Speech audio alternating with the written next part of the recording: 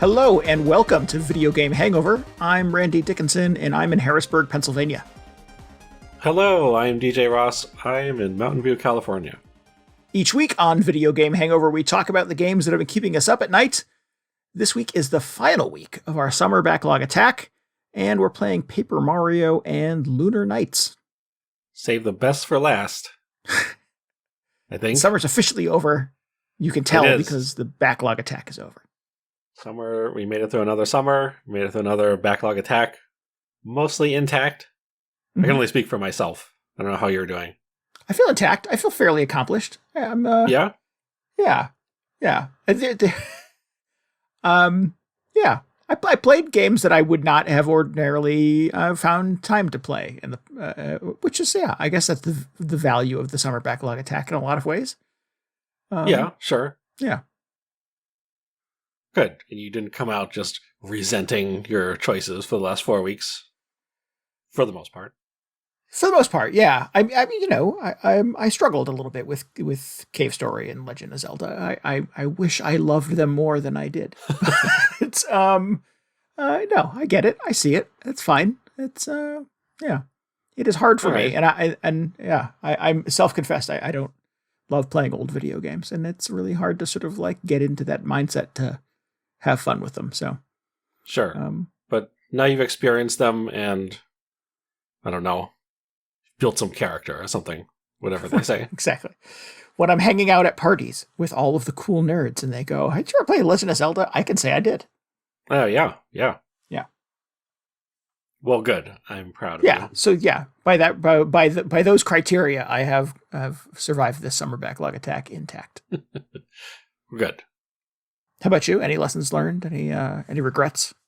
No, not really. I had a pretty good time with most of the games on my list. It was a real interesting sort of 4 weeks. Yeah. We'll get into this week's picks later on. We can see how those went. But yeah, overall, I think it was one of the more memorable Backlog Attacks. I actually finished 3 out of 4 of them, which I'm not even as picky about anymore. But I just picked some games that were on the shorter side, I guess. I finished Cave Story 3D. I did go back and finish that. Oh, nice. With much gratitude to the good people of GameFAQs for making that possible. And then I'm so close on Paper Mario. I think I'm in the final act. The game is broken up into a bunch of different acts. And I was hoping to cross the finish line before we recorded tonight, but I did not, unfortunately. So I got pretty far in that one. And that game, I was from 2000, still remains very playable. So cool. It did not put up the fight that The Legend of Zelda did. I have never played that, so I'm looking forward to hearing what it's all about. And the irony, though, is that you did play and finish Legend of Zelda. Yeah, I did. It was not on my list. I just, started playing stuff off your list. DJ just finishing games from my list, yeah. Yeah. Well, somebody's got to do it. Right. No, I was so... when you were getting ready to talk about Zelda a couple weeks ago, I thought, well, maybe I should play Zelda, at least like the first dungeon, just to, get back into it.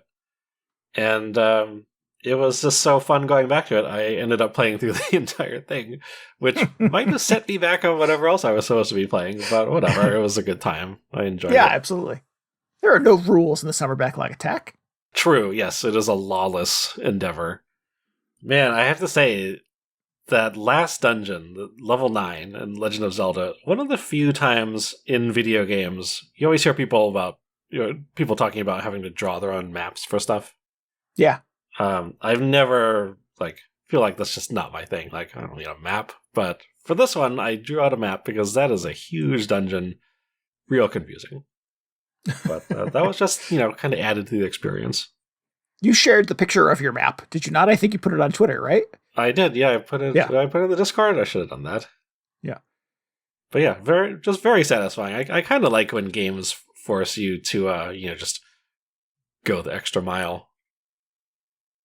Because let me tell you, I feel like if I hadn't drawn that, I would still be in there, just wandering around, be like, is this the right stairs, or am I going in circles again? I don't know. Yeah. I mean, that was sort of the high point of playing RPGs, particularly Zelda games, on the DS and the 3DS, is you had that bottom screen. And eventually they just sort of embraced the fact that you could put the map on the bottom screen and you could use the stylus to take notes on it, to put little arrows and drop little pins and stuff like that. And yeah, what was it? The Phantom Hourglass? Is that a Zelda game, or is that something I made up? No, I think that's right. The Phantom Menace? The Phantom Menace, yeah, Zelda and the Phantom Menace. Yeah, that had a whole dungeon that had very specific, like a very specific order of things in a dungeon that you had to go to, and you could color code the arrows and you could number them and drop little pins on the map and stuff like that. And again, much probably like Dungeon 9 in the original Legend of Zelda, in the Phantom Hourglass, it would not have been possible if I could not have had a little tool handy to make notes and give myself a map to get through it. Yeah. I feel like with a lot of the early DS games, some developers were struggling to find something like really creative to do with that second screen. Yeah. But then a bunch of games just started using it as like a map, or just showing the HUD, which would normally be like covering up a bunch of the game screen. And, it's not especially innovative or clever, but it was like, oh, this is actually really good. So just every game do this from now on. That's good. Yeah, I agree. Now we were back to just one screen, and it's a nightmare.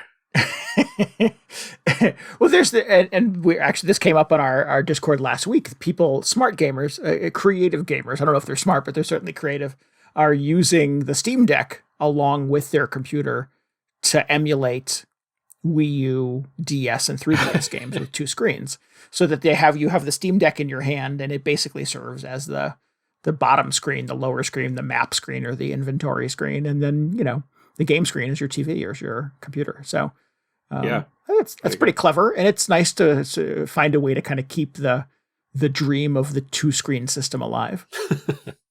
I remember thinking when the Wii U was announced, I was like, oh, it's just a giant DS, or we just have the second screen now that you can put a map on or whatever. Yeah. And that just wasn't good enough for most people, I guess.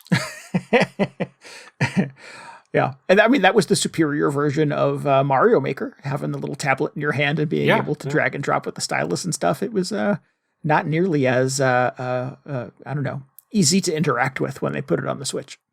Mm-hmm. Mm-hmm. So yeah. Rip to the Wii U. It seems unlikely we'll get dual screen systems again in the future. Yeah, man, it was just a weird time. I always kind of think about that stuff. I mean, it was real cool while it lasted, but especially when you go back and try and play older stuff, it's hard to bring those onto modern systems because you have to figure out, like, okay, so what do we do with this whole second screen? Like that The World Ends With You game on the DS, very notably had basically two separate games running on each screen. And I believe when they ported it to other platforms, they just removed one of the little mini games that was happening. Ugh. So I thought, oh, well, that kind of defeats the whole point of that. It's not even the same game anymore. Yeah. That's one of Sarah, my girlfriend's favorite portable video games from the last bunch of years was Henry Hatsworth. Are you familiar with this? Sure. Yeah. It was a DS game, I believe. And on the bottom screen, you were playing a platformer, while on the top screen, you also had a match 3 puzzle game and you were doing both kind of simultaneously. And the match 3 puzzle game was influencing what was happening on the platformer below. And I struggled with that game. I found it really, really hard, and I'm not a great multitasker anyways, but Sarah was like a savant with it, like loved it, played the hell out of it, saw credits roll, went back and did all the stuff that she had missed. And every now and then, I would say every year and a half since then, she goes, did they make another one of those? Are there more of those games? Oh, man. And I'm like, no, unfortunately, honey, that is a thing that is just going to be lost to the ages. Didn't have a Henry Hatsworth HD on the Wii U or anything? No. the Henry Hatsworth trilogy. No. Yeah. Tragically, yeah, I think also don't think it sold very well, so that was probably a secondary factor. But yeah, you kind of need 2 screens to make that work. Well, you should one of these days introduce her to The World Ends With You, and she can get hooked on that. Just be like, yeah, well, why don't they ever make another one of those? Turn into one of those people. Did they not make another World Ends With You? I thought they did. Oh, they did, but then nobody played it. Yeah. Probably because it only had 1 screen. There you go. They didn't have the secret sauce. That's a bummer. All right, well, man, I could sit around and talk about games that deserve sequels, and probably we'll never see them again. Oh, sure. Yeah, Hotel Dusk. Like what? Oh, they made a bunch of those in these United States of America. Well, I mean, you can still play it. I played it somehow, and without having to leave the country. Yeah. All right. Well. What else? Is it just Hotel Dusk? That was the first one that came to mind. Yeah. I don't know. I'm more in the camp of, like, maybe do 1 sequel if there was something you couldn't accomplish with the first game, but then go make another thing. Yeah, that's fair too. I mean, I'm okay with that. I just watched this 45-minute video on the making of some of the Metal Gear Solid games. It was what's that channel? Did You Know Gaming? And they were talking about how Kojima, after the first Metal Gear, was talking about how he was trying to hand off sort of development to the younger staff members so he could go work on something else. But Konami was like, oh no, we really want you to make Metal Gear Solid 2.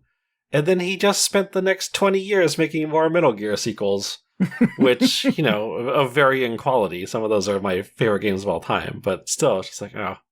Just imagine those 4 or 5 weird Kojima games we could have gotten if people had just stopped forcing him to make more Metal Gear Solid. Yeah. Yeah.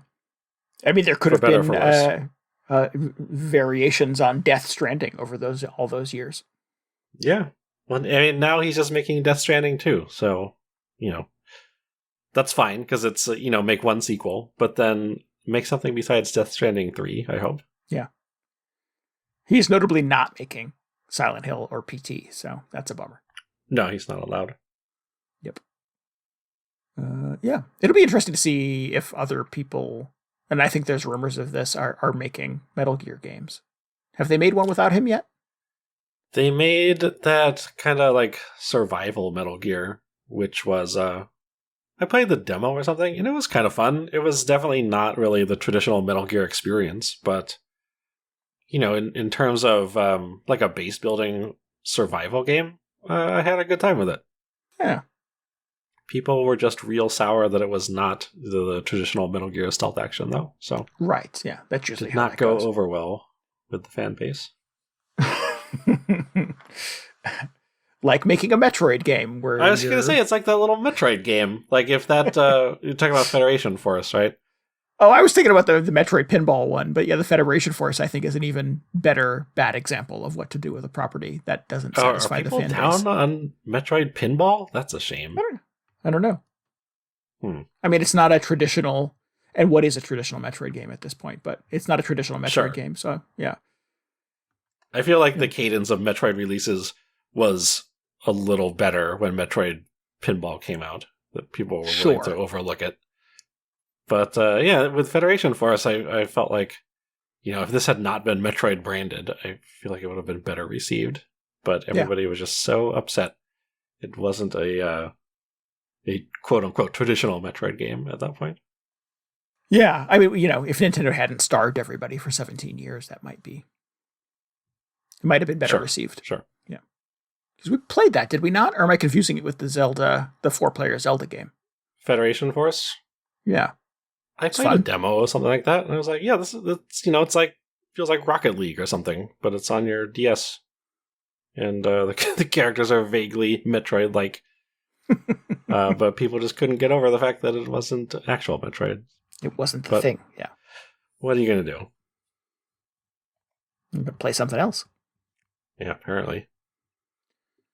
So we had a little community contest that coincided with our Backlog Attack, did we not? Yes. We had quite a fierce competition over the last few weeks, people trying to get through their backlogs, posting sort of their progress updates, and screenshots and sort of silly drawings as part of the weekly challenges, which was a lot of fun. Yeah, it was great. But we're here in the final week, and Randy, I have to tell you, we have a bit of a situation here. Oh. Which is, we have the first ever tie in whatever, a tie for the greatest feat of backloggery this year. Surely there's just a miscalculation. Have you checked all your numbers? Have you, put everything into the backlog machine again, just to make sure? I may have to run it through the backlog machine once again, just to be safe. But no, we were discussing this before the show, and I feel like there were several members of the community who put in a lot of work, and we were having trouble deciding over one or the other, because right, they all their feats of backloggery are quite impressive. And yes, yeah. In the end, we just decided, why couldn't there be two winners this year? So those two winners are GD Milkman from the Discord, and as it were, the returning champion from last year, Eshian. Hey! I feel like he needs some kind of nickname at this point, because he is just unstoppable with these games. Eshian, the returning champion. The returning champion. Okay, yeah, that works. All caps. Yeah. But anyway, so GD Milkman on his list got through Mortal Kombat 11, Ease the Oath in Felghana, I hope I'm pronouncing that correctly, Diablo 2, the remake that recently came out, Mario Kart 8, and the never-ending slog that is A Short Hike. Oh, and he also finished some percentage of Trails of Cold Steel 2, which I believe probably translates to about 300 or 400 hours of JRPG. That is impressive, yes. That's very impressive. And, not to be outdone, Eshian got through The Witcher 3. Just one of those little indie games that popped out a couple of years ago. Plus both of its DLCs, Scarlet Nexus and Littlewood, which, depending on who you ask, is quite a lengthy endeavor. So, yeah, it was real tough. Tough to side with one or the other. So we just decided you're both winners. So congratulations. Yay! Bravo. That's fantastic. Yeah. And special thanks to everyone else who participated. You may have not been the ultimate champion, but you'll be receiving a little something extra as well with our appreciation. Cool. That's very exciting. Well, cool. Yeah. I love that people continue to play along with us every summer and dig deep into their backlogs. It's always super inspiring to see the turnout. So thanks to everybody who joined up this year. That's great. Yeah. Man, I got a lot of good ideas for the next backlog just from hearing what everybody was talking about over the last few weeks. It's going to be real weird next time. Yeah. Well, that's I think that's a good point. Is that the backlog attack, sort of ends here, kind of officially. But you're allowed to continue playing old video games. You don't have to wait for summer to do it. So, we keep the backlog channel open on VGHangover Discord year round. It's get a lot of mileage on the off season, but if you want to play some old games and find a cool home to talk about them, definitely head over to our Discord and do that. Yeah. A lot of fun. Yeah. So you're going to be playing Zelda 2 next week. Is that what I hear? Well, that might be a big ask. I might play Zelda 2 next week. That's going to happen. That's your favorite Zelda, if memory serves. Is that accurate? No, I'm a Zelda 3 team Link to the Past. Are you really? Okay, I thought you were team Zelda 2. I mean, I'm a huge proponent of Zelda 2. It's not the most popular Zelda game, so I have to get the word out. Sure. It's so punk rock of you. Might be the least popular Zelda game. I don't know. I don't want to get into it right now. I played, a few years ago, I played an Adventure Time game that was heavily inspired by Zelda 2. Was not now you have to see the source. Yeah. I was sort of not cognizant of the inspiration at the time until I sort of read about the development of it and what they were trying to do. And what a weird choice it was to build an entire Adventure Time game on sort of the bones of Zelda 2, because it is not sort of a universally adored video game. Yeah, I think that's interesting, Well, and I like Adventure Time, so that helps. Yeah. But yeah, I don't know. I definitely think, there's sort of more exciting stories to tell when you kind of go back to some of these old video games rather than me sort of creating a backlog of games that came out in the last 6 to 12 months. Sure. Of which I have many, but it is cool to go back and kind of fill in some of the missing pieces of my gaming history. Yeah. I'm glad you spent some time with Zelda. Regardless of your ultimate opinion on it. I think it's like you said, it's a fun experience. Yeah. And I certainly am not on the side that it's a bad game by any stretch. It's just, it's really difficult to play it in 2022. Sure, yeah. Do your best to stave off all the hate mail coming in. Exactly. Don't at me. Exactly. So we should dig into our games for our final week. I played Paper Mario. Yes. How was this? On the N64, just to be clear, because there have been many Paper Marios. Right, yeah. But only one was just called Paper Mario. True. And that was the first. That was the first one. The one that came out for the Nintendo 64 back in the year 2000. How many N64 games have you played? Not but you had an a N64, lot. right? You talked about Perfect Dark before. Yeah, that was my Perfect Dark machine. Yeah, I had I think I had 3 games for my Nintendo 64. I had Perfect Dark. I had GoldenEye, of course. Sure. And I had Quake. Oh, man. Is that Nice, possible? nice. Did I have Quake? Or was it Quake or Doom? I know there was Doom 64. I could Maybe. easily see there being a Quake 64, but Okay. I didn't personally play it. But those are the 3 cartridges I had. And I think I still have, actually, for the Nintendo 64. So I don't know. I did not... I was not a big enough gamer at the time to want to have hundreds of video games. So yeah, Mario and Zelda and Metroid and things like that were not really on my radar as a gamer at that point in my life. Mm-hmm. So weirdly enough, yeah. I also only had 4 N64 games. Oh, really? Okay. Yeah. And I consider like a you lot to of the be games a on that professional thing- gamer. Sure, yes. Just doing this professionally since the 90s. I don't know. I feel like... Don't know what it was, really. I think I was just more into PlayStation at the time. And a lot of N64 games were sort of party games, so if one of my friends had it, I'd just go over to their place and we'd play it there. So, Yeah. not sure. Sure. Oh, it's funny because that my take on Perfect Dark and GoldenEye were very much that those were party games, that those were social games. Yeah. Because that Well, I coincided had with to have me. my own Perfect Dark. Come on, what am I going to do? Right. Well, you gotta play the campaign, yeah. But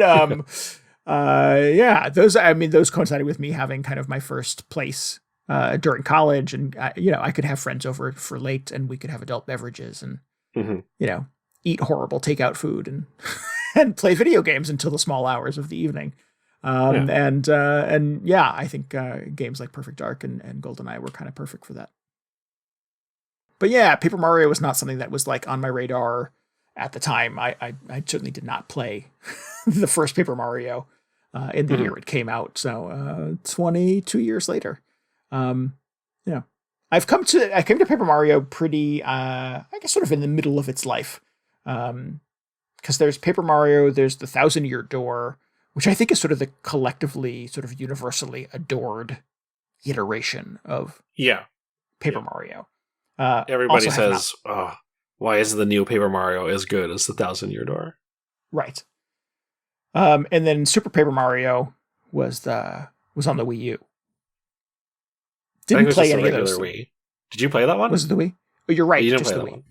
Did not play that one. That one looks super weird. I think I have a copy of that floating around, but that's the one where you just turn into giant 8-bit Mario or something, and it's kind of in 3D, but everybody's 2D. Yeah. I don't know. I think that was the hook, is that you could switch between 2D and 3D. Oh, okay. Yeah, it just looked really bizarre, especially coming from Nintendo. Maybe if we get Wii games on the Virtual Console at some point, I will play that. I would also like to play 1,000 Year Door, but I don't have a machine that will run it. So, although I'm told emulation on the Steam Deck is not really difficult, I'm not sure if I'm that kind of gamer. Well, you're not emulating all the DS games you were talking about? Well, I mean, officially emulating them on the Switch. Nintendo is making money off of that. Yeah. But from that point forward, though, I've played all of the Paper Mario games. So I played Sticker Star, I played Paper Jam, I played Color Splash, and I played the Origami King. So I have this weird sort of vision of the Paper Mario games and that they are all the modern Paper Mario games, which it seems like some gamers don't love. I was going to say, I feel like you played all the bad ones. I mean, I've never played them either, but yeah, like I said, every time one comes out, they're just like, oh, is it going to be as good as 1,000 Year Door? No. Nope.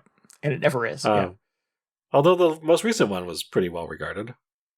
Yeah, had pretty good reviews. I think the previous one too, the Wii U Color Splash, was generally pretty well received as well. And I liked both of those. I think I 100% Color Splash. I've almost 100% Origami King.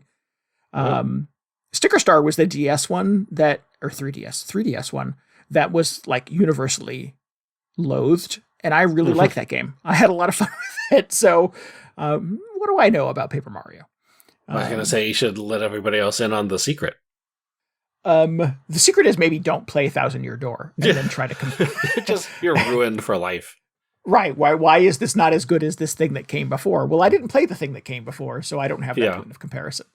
Maybe I don't know how good Paper Mario can be. But I think the modern ones are just fine. It's like if you never played the original Deus Ex and just started with Invisible War. Oh, that's also me. So just imagine what that would be like. Let me see if I can conjure an image of that. Yeah. But anyway, Paper Mario. Yeah.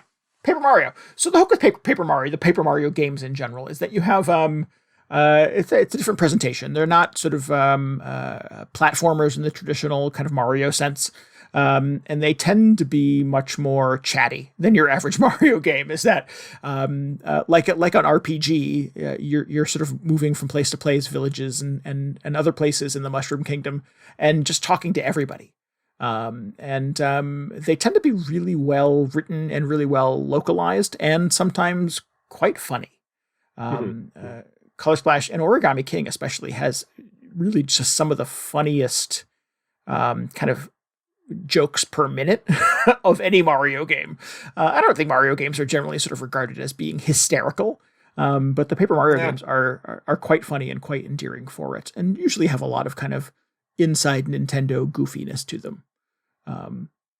One of the I think it was Color Splash. If I remember correctly, in Color Splash, Mario finds like a secret room somewhere that is like a storeroom, like a backstage area, and it's full of like Nintendo artifacts collecting dust. And one of them was a Metroid helmet. So where is this from? Yeah, exactly. There's a lot of like fun little goofy Nintendo things in these games. Sure. And yeah, they're funny, they're jokey, they don't take themselves super seriously, and there's generally sort of a mystery to them and a lots of puzzles to be solved. They tend to be turn-based combat affairs rather than you just bopping on the head of a Koopa or something like that. There is some contrivance by which you engage in a turn-based battle with them. So. So yeah, it's, all the characters that you know and love from the Mario universe, but just sort of deployed in a very different way. I think this was the first sort of Mario RPG that they made after, like, the original Mario RPG. So I vaguely remember at the time people saying, like, oh, so they must be connected in some way. But interesting. I feel like that is maybe not the case. Like, it was another Mario RPG, but it wasn't, Mario RPG proper. Yeah.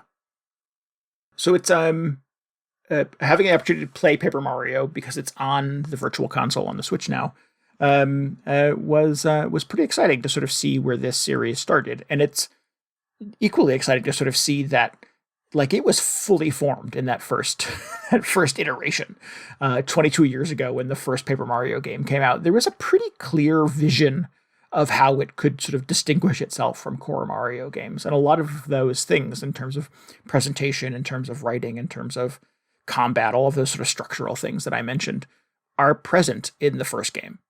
And are tweaked a little bit as time goes by. And, you know, all of the Mario games have their own little, you know, for better or for worse, their own little spin or interpretation on that structure. But the sort of the core presentation, the turn-based combat, the goofiness, the general goofiness of them is pretty much intact all the way throughout the series. So it's, you know, pretty exciting to see it's kind of the first experiment in making a Paper Mario game. Kind of has all of that stuff in place and remains mostly unmonkeyed with for the last 22 years. Interesting. Yeah. So I had a good time with it. I'm sure it is very playable. It doesn't put up a lot of fights. It gives you a lot of places to sort of to save your game. Plus, it's the virtual console thing, so you can create a little save state anywhere and just jump right back to that spot. Nice. But even sort of the save positions built into the Nintendo 64 version of the game are fairly generous.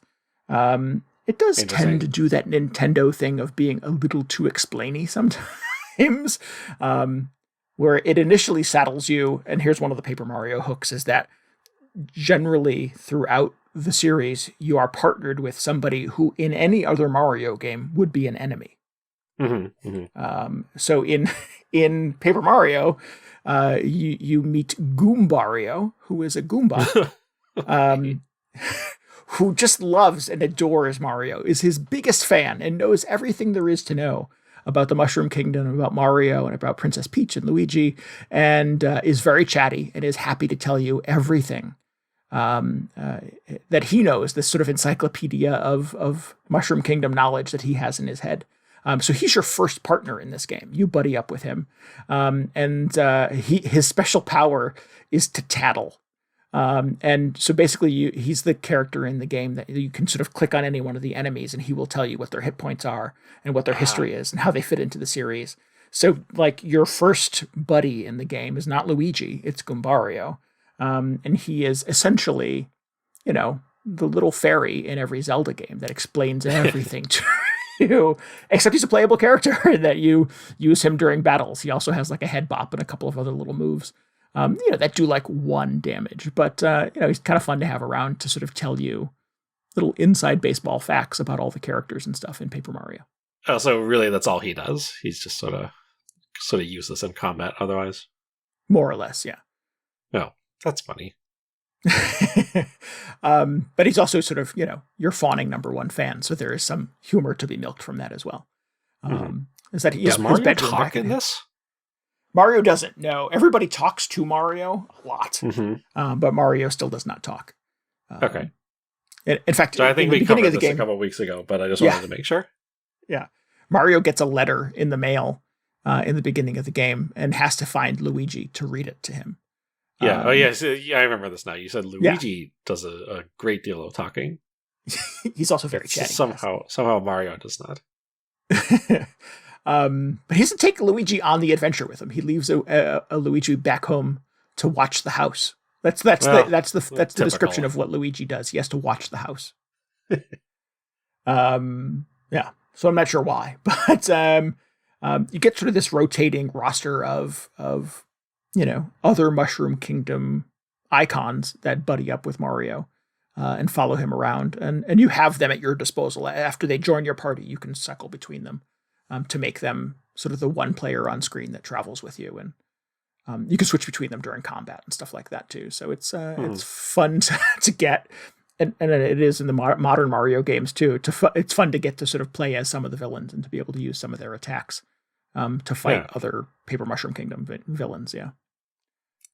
So they stick with sort of like the classic Mario villain cast on this. Yeah. I'm just curious because in Mario RPG they just invented a bunch of new characters, which is interesting. But I don't know how much they've continued to do that throughout the series. Yeah, the villain in Paper Mario is Bowser. Okay. So they don't get too creative there. in future Paper Mario games, they have creative new villains that you encounter that are not part of sort of the traditional Mushroom Kingdom roster, that present some sort of, challenge or devastating effects on the world of the Paper Mario game, and you have to come back, fight them and restore order. But in the first Paper Mario and this Paper Mario, it's just Bowser. Mm-hmm. Up to his old kidnapping things again. Yeah. I mean, that's kind of what you want. Good base, like Mario villain. Yeah. I mean, that's a perfectly reasonable place to start. Yeah. Yeah. So this is really good. I've had a good time playing this. I think, were it not that, the graphics were a little fuzzier and the font is really bad. That font that they use for all of the dialogue in the game does not up-res well, so it's real kind of grainy and shitty looking. Oh, so I'm like, oh, geez, if they did an HD version of this, they would have to change all of that. But yeah, it works. I think it has aged, I think, fairly gracefully, and did not sort of present the challenge that Cave Story or Legend of Zelda did in trying to sort of approach them years later. But yeah, I find it very endearing. I've had a good time with it. Does it do anything interesting with the fact that they're all made out of paper in this?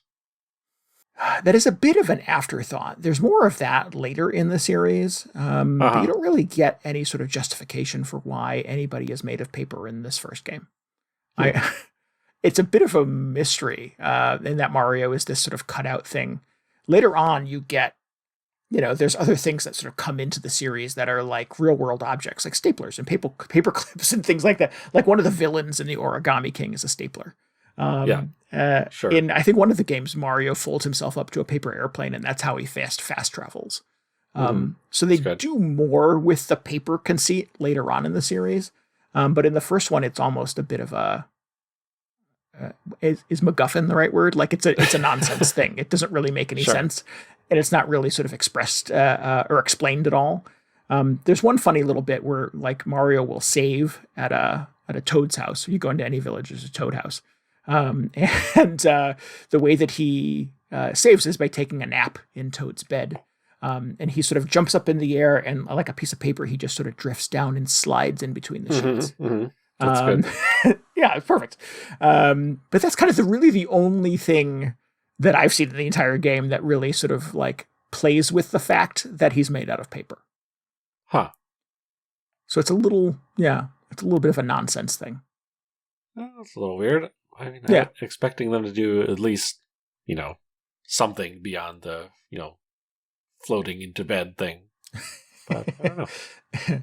Yeah, there's not really anything else that comes up that hinges on that. Or in fact, everything else in the world is 3D.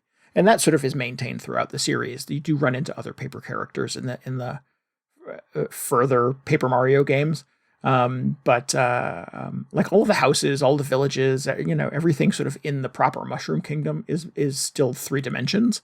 It's just Mario's kind of one-sided. And like all the other characters are paper too, right? Yes, yeah, that's true too. Okay. Yeah. I don't know why that is. I don't either. It does a cool staging thing that I really like, and it's a joy every time it happens. Where Mario will go through like a door into somebody's house, and then like all of the 3D elements that make up that house will like assemble like a stage play almost. Like they're building a set in a play. So like the door will open and Mario will step through it, and then the door will close behind him, and then the entire frame of the door will like fall down into like the offstage part, and the walls will part and the roof will fly up, and then you're inside the house. And as he walks out the door again, like they'll do all of that in reverse. The door will rebuild itself, the walls will come in, the roof will come down. So there's some like, I don't know, weird kind of show-offy acknowledgement of this being sort of assembled from kind of bits and bobs almost, it feels like. Oh, that's cool. But it feels very much like like the interstitials you see on like Saturday Night Live, where they're wheeling in and out pieces of the set. Yeah. It feels a little bit like sort of Paper Mario is being built and assembled as you kind of play through it, which is cool, but it's not like part of the context or explained in any way. It's just a stylistic choice. Yeah, it sounds very ambitious for an N64 game. Makes me think of like Yoshi's Island. They went with a really unique, just visual aesthetic for that. Like it was all suddenly watercolor and kind of crayon and colored pencils for some reason, which was cool. Mm-hmm. So I don't know. It was about the same time frame, I think. So maybe they're just kind of trying to branch out a little bit. New hardware. Let's see what it can do. Yeah. Well, how far did this come out into the N64's life? I feel like it was kind of on the later end of it. I don't think I know the answer to that. What year did the N64 come out? 96, I think. So yeah, this was 2000 in Japan, 2001 the rest of the world. Oh wow! So yeah, that would be like right before the GameCube. Pretty far along. Well, that's cool that it's on the Virtual Console. I don't really wonder how hard it is to track down an N64 cartridge these days. I imagine anything Mario is probably a little harder to come by. People hold on to that stuff. I've heard that the 1,000-Year Door is hard to get a hold of, but I don't know if that's also the case for this one. I feel like this is not as just universally beloved as the 1,000-Year Door. Yeah. Man, I like I said, I've not played a 1,000-Year Door, but I've got to imagine it's a pretty special thing because, like, this is very endearing. I feel like there's clearly a lot of polish and a lot of love went into the world and the characterization that was kind of built here for Paper Mario. So the 1,000-Year Door must just be the kind of the perfect distillation of all of those things. It does sound really like, or just the way you were describing it, it sounds a little bit more like experimental and maybe rough around the edges in the way that a lot of N64 games were. So my suspicion is that maybe the 1,000-Year Door is the time when they just were able to just like nail it. They were able to really build what they had in mind for the first go around. Right. And then apparently never able to achieve that ever again. right, yeah. But I think this is very good. I think this is a really just an awesome place to jump in. If, like me, you've only ever played kind of the modern ones and are curious where it started, it's cool that this exists and is playable on the Virtual Console service on the Switch. If you've never played a Paper Mario game and you're wondering what the hubbub is about, I think this is a pretty good example of how it works and why it's unique and why people like me tend to love them. So yeah, I think this feels like a pretty easy recommendation from my perspective. Well, cool. I've been meaning to see what's on that the N64 Virtual Console because, like I was saying, I did not have a lot of N64 games of my own. So seems like it would be a good place to start. Yeah, much of the list of games in there for the Nintendo 64 are like I recognize the property. Like, oh, there's Kirby. It's a lot of Kirby. There's Kirby and there's Yoshi and I know who those characters are, but like these are versions of those characters that I've never played before, or these games that I've never played before. Plus there's a lot of other additional weird stuff I've never heard of. So I definitely was not, buying, 2 and 3 video games a week like I do now. Right. Back in the year 2000. Play some Wave Race. That's a lot of people's favorite game, which is surprising. That's on there. Is it not on there? I think it is, yeah. I mean, when it came out, people were just like, oh, they brought back Wave Race. Let's do it. We all have everything. Oh, cool. Well, yeah. So what are you playing? What was your final game there? Lunar Knights. My final game, I finally played Lunar Knights. It is a DS game by Kojima Productions. I think not actually, sort of like hand-designed by Hideo Kojima, like, people would say the Metal Gear games are. In fact, it's the 4th game in the Backlog series that started on the Game Boy Advance, which was notable because it had a sunlight sensor built into the cartridge. I know this game. Yeah. Did you play this? No, I've never played this one. I played Backlog. I had that for my Game Boy Color. Oh, really? Yeah. Oh, Game Boy Color. Okay, so I was off. Oh, well, let me make sure I'm not giving you bad advice. I'll Google it. But okay, well, it predated the DS in any case, and I never played any of them up to this point. But I was always intrigued. I was just like, oh, sunlight sensor, huh? Game Boy Advance. My apologies. Game Boy Advance. Okay, it's fine. And they're just doing a lot of weird stuff with Game Boy Advance cartridges back then. Like you had the Metroid Pinball, like Rumble Pack thing, and there was that Wario. And there were a bunch of games that had a little gyroscope in them. So on some level, it seemed like, sure, why not just put a sunlight sensor in there, whatever that means. But didn't play that well, one. the hook, though, that was you were, and not to steal your thunder, but you were fighting vampires, right? And yes, so yeah. if you took your game out into the sun, it gave you an advantage, if I remember correctly. Yes, so not having played this and having done some amount of just cursory research, trying to prepare myself for a Lunar Knights, I believe what would happen is you would use the sunlight sensor to charge your solar gun, which obviously sounds like a great weapon to use against vampires. And that's about the extent of what I know about Boktai. But then they made 2 more of them, and then they made this game Lunar Knights for the DS, which no longer has a sunlight sensor for one reason or another. But it's the one I had access to, so I thought, well, I finally want to see what this series is all about. So, here we go. And let me tell you, it's a bit like jumping into a TV series after there have been like 3 or 4 seasons of it. So I'm just like, well, a little disoriented. I don't know how much of a difference it's going to make. Like, how much do I need to know to start playing a DS game? How big of a deal could it be? So I start reading the manual, because this is back when games came with like just huge manual, which is kind of exciting. It was, kind of a throwback. But I start reading about it, and the way it sets up the premise of Lunar Knights is it talks about how humanity has expanded into space and is now fighting this war against the vampire race. So it's like, wait a minute, were these always in space? Were they always space vampires? I just had no clue what was going on, so I don't know how long that's been a thing. It does seem like it may have just been, this may have been the first installment that has this crazy sci-fi angle to it, but that was a surprise. So, from what I can gather, you play as 2 characters in this. You play as Aaron, who I believe was the protagonist in the previous Boktai games.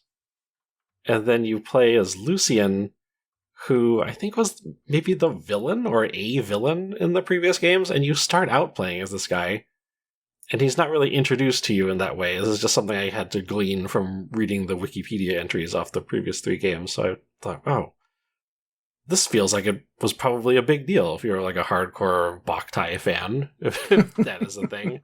Yeah. Because you start out and you start out playing as the villain, and you do a mission with him, and then it's not until the 2nd chapter where you're introduced to who I think is the previous Boktai protagonist.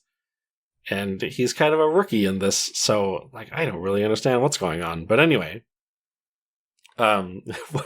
he's still got the solar gun. He still charges it up using sunlight, except rather than using a sunlight sensor, you just have to find areas of each stage which have a skylight in them, where you can see sunlight shining on the ground. You can charge up. Oh, cool. And then conversely, Lucian, he's kind of like this vampire-looking guy. He has a dark sword instead of a gun, so he charges it up using moonlight. So, interesting sort of juxtaposition there. And after the 2nd chapter, you can basically freely switch between both of them as you go through these levels. And I have to say, I know it's sort of it's all about the solar gun, or the series has been about the solar gun up to this point, but I'm kind of into the sword guy. I found it much more satisfying to just run around and slice people with a sword.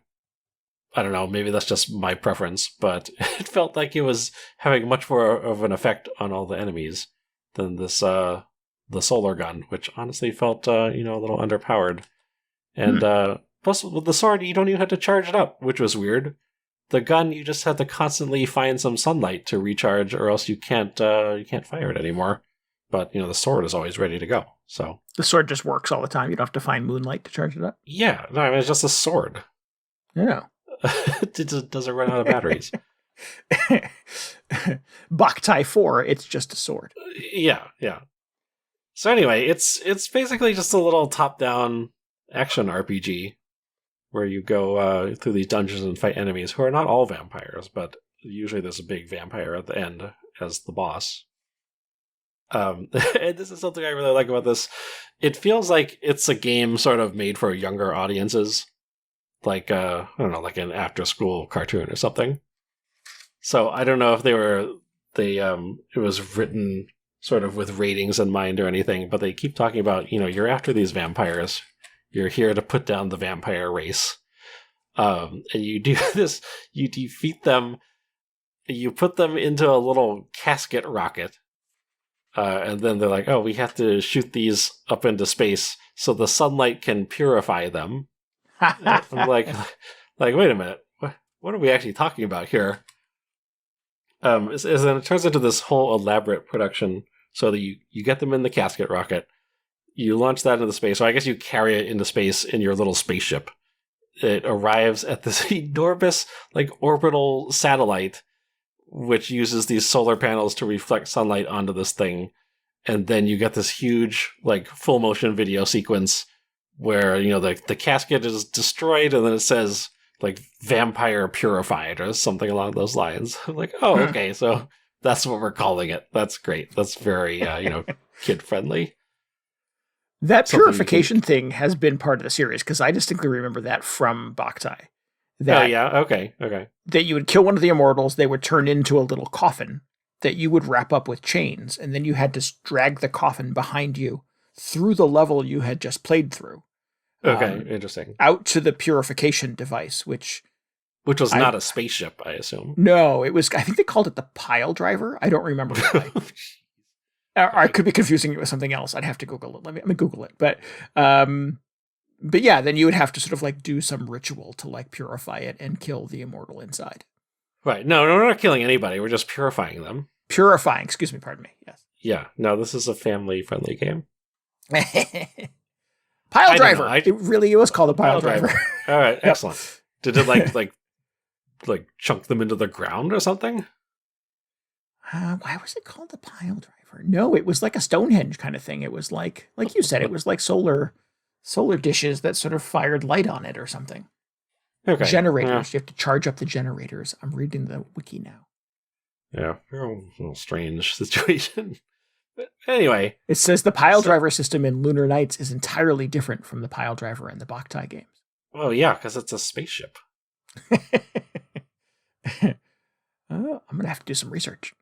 Yeah. Well, anyway. So that's basically the loop. You just go into these dungeons, you find the vampire, you put him in this casket rocket, and then you purify it. And then you go back to town and upgrade your equipment and talk to townspeople and get clues on where to go next. And there's a bunch of other stuff you do. Each time you purify a vampire, you release some kind of elemental Pokemon equivalent who then can give your weapon an elemental aspect. So, if you're fighting something that's weak against fire, you can pull out the little fire Pokemon or whatever they're calling this. Because everything has to be a Pokemon. Yeah, I mean, I feel like that was just the thing. Yeah.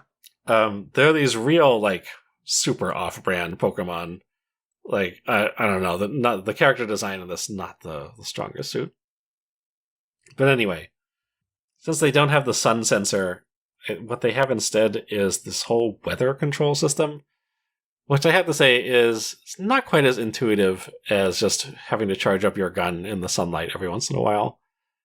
Essentially, so again, once you clear an area, you release sort of the vampire's control over it and that aspect of the weather system. And from that point on, you can go to sort of your home base and change the entire climate for whichever region you're going into next. And that affects things like the temperature and sort of the humidity and the wind speed, which up to this point I've not really, it hasn't really been a factor. Yeah, sometimes it'll get cloudy, and that sort of hampers how well you can charge up your weapons. But I feel like it seems like a very ambitious system, but it's very hard to actually use, because you go into these levels and at some point somebody will tell you oh, your path is blocked by water here. Maybe if you change to a different climate, that wouldn't be a problem anymore. And I go, okay, well, it's not really clear to me, I guess I should be in the desert climate then, because maybe there's no water, or I don't know. It doesn't do the greatest job of explaining how to actually use the system. In fact, the entire game, it's been a little underwhelming the whole way through. Oh. Like the story, and this is not just because I'm coming into it sort of midway, it feels like, but it's not amazing. The combat is kind of just serviceable. I think all the climate control elements are potentially interesting, and there's a lot of cool combinations you could do with whichever Pokemon you have equipped, and which character you're playing as. But it never at any point have I been like, oh yeah, I just want to get back to playing this game because I'm having such a great time with it. It's just kind of just ticking boxes, going through each level, beating the boss, not blowing me away. Actually, what did leave an impression on me is that every time you beat the boss and you have to take the vampire up to the space station, you have to play this awful touchscreen spaceship mini game where you're steering a spaceship around and shooting at enemies flying at you, which is just not enjoyable. I'm not having a fantastic time with the dungeon gameplay, but the spaceship stuff is just painful. And it's actually, I found myself thinking oh man, if I have to fly this thing up to the space station every single time I defeat a boss, I may just not defeat any of our bosses. That's how much I'm not really enjoying it. Oh. So, I mean, imagine playing a precision touchscreen game on the DS back in, I don't know when this came out, 2004 or 2005 probably. It's not the greatest experience. Do you know if Kojima was still involved? Because it says the developer is Kojima Productions. Well, yeah, that was the studio he was running at the time. I feel like, if anything, he was more closely involved with Boktai 1. Because I know they had the solar gun as an unlockable thing in Metal Gear Solid 4. So really? He must have had some sort of fondness for it. But I don't know if this series was ever I don't think it said Hideo Kojima game on the front of it or anything. Or maybe it did. I don't know. I didn't play that one. This one, I feel like they just got, somebody else on the team is making the fourth entry in the series at this point. The box does say, from the creators of the Metal Gear Solid series. It doesn't say, directed by Hideo Kojima or anything. Right. So I don't know. I'm just, don't hate it or anything. It's just pretty underwhelming.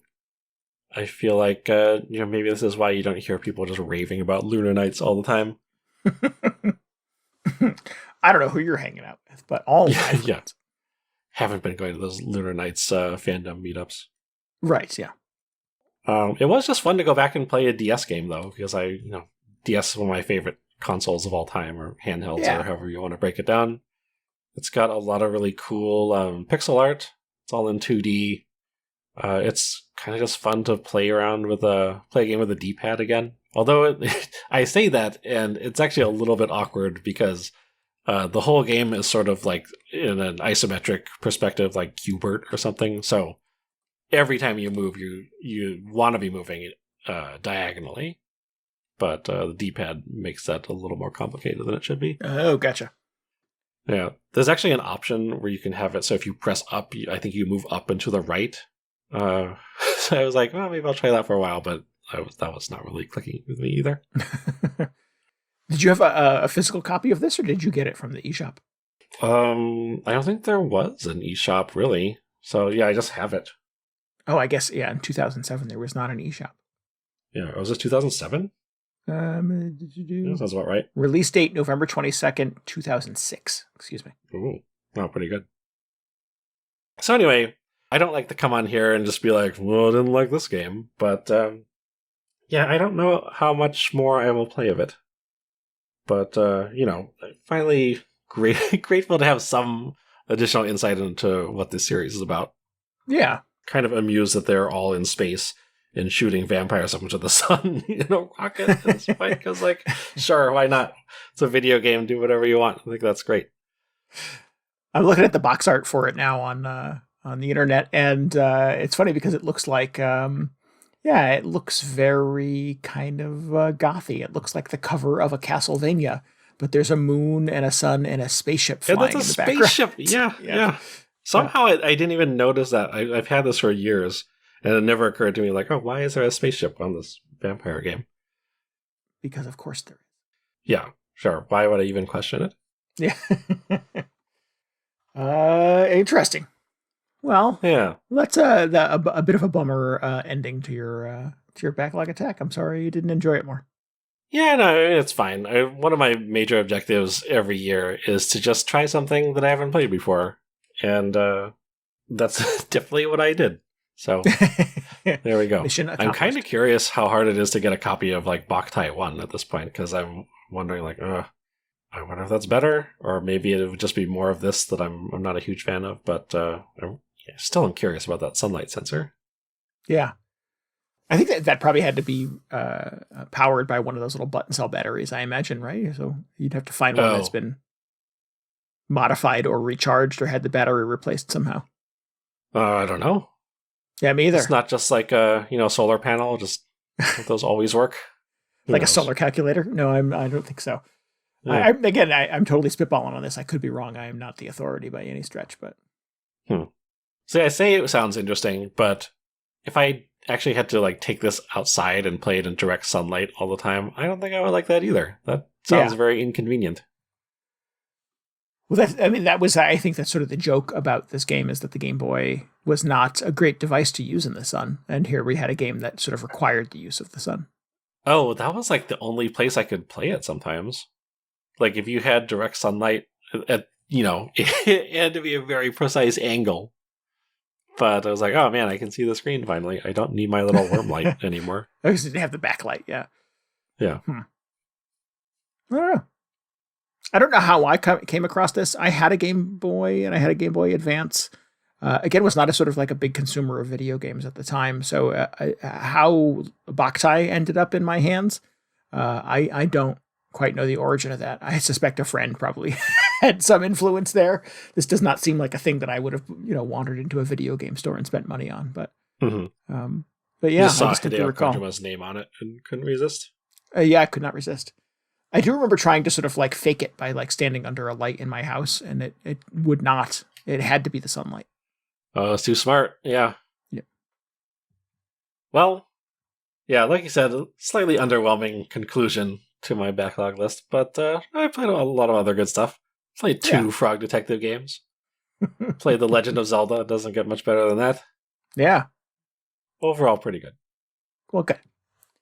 We'll be back to the usual nonsense next week, with not specifically or exclusively playing backlog games, but maybe some every now and then. Yeah, maybe just Zelda 2 from here on out. That's it. That's all year long. That's all. That's all you need, right? Maybe not. Not me, no. But you do you. Yeah. If you need any more video game hangover in your brain, you should follow us on Twitter at twitter.com/VGHangover. And you can always get show notes and links and tell us what you thought about this episode at VGHangover.com. We would love for you to join us on Discord. You can hang out with us, chat about video games. You can jump into the Backlog Attack I would want to say subreddit, but it's not that. The Backlog Attack channel. That's what they call it. Yeah. The channel. Do we have a Discord. subreddit for the Backlog Attack? I don't know. Too late now. We'll do it next year. Next year. Put that on the idea list, yeah. But you can congratulate Eshin and GD Milkman on their stalemate this year. their equally amazing feats of backloggery. And you can get a link to our Discord at VGHangover.com. Please subscribe, rate, and review us on your podcasting app of choice. And help us out by telling your friends about the show. Yeah, that really helps us out. We appreciate it immensely. Where am I in the outline? Here we go. We want to offer our thanks again to Saria Lemus for our intro and outro music. You could just check out. You can check out way more of her work at pettypanol.bandcamp.com. There is a link to that at VGHangover.com as well. Yes. All right. Well, I'm just going to take the week off. That was it. That's the only reason I have you here. Just read that one line. Just read the line. All right. Yep. Well, thanks for listening to Video Game Hangover, everyone. This is Randy Dickinson. This is DJ Ross. Did I pronounce that correctly? I think you got it. Okay, good. Have a good one. Good night. Good night.